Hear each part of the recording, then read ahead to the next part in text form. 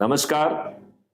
अभी हम चर्चा कर रहे थे कि हमारे साधारण से 4 उपाय से हम बड़ी आसानी से 100 करोड़ तक पहुंच पाएंगे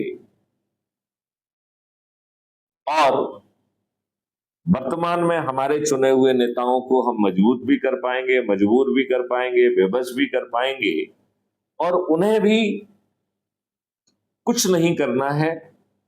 ना राजनेताओं के दिमाग को तकलीफ दी जाएगी, ना ही उनके ब्यूरोक्रेट को दिमाग को तकलीफ दी जाएगी। इसके लिए 2 साधारण से उपाय करना है। एक,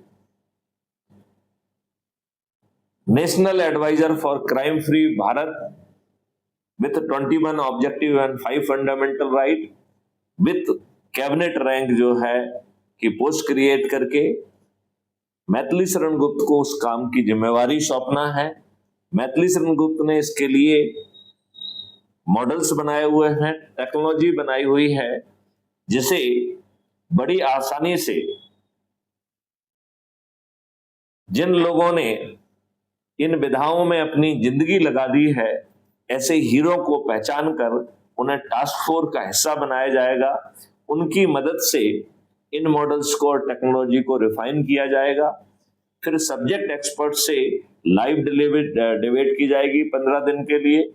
फिर जो है पब्लिक से 45 दिन तक लाइव डिस्कोर्स किया जाएगा और उसे जो सुझाव आएंगे उसके आधार पर उसे पकाकर इन राजनेताओं को जब फिर दूसरा काम करना है कि इस पके हुए मॉडल, पके हुए टेक्नोलॉजी को नियम, कानून और इकोसिस्टम के रूप में पार्लियामेंट में एक्ट, नियम, कानून पारित करते हुए उसे इकोसिस्टम का हिस्सा बनाना है।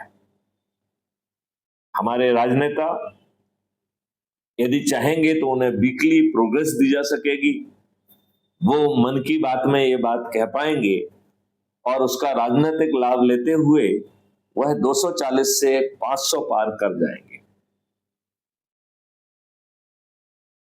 अब सवाल उठता है कि यदि राजनेता नहीं मानते हैं तब हमारे पास क्या विकल्प है। यह विकल्प मैं आपको अगले वीडियो में समझाऊंगा।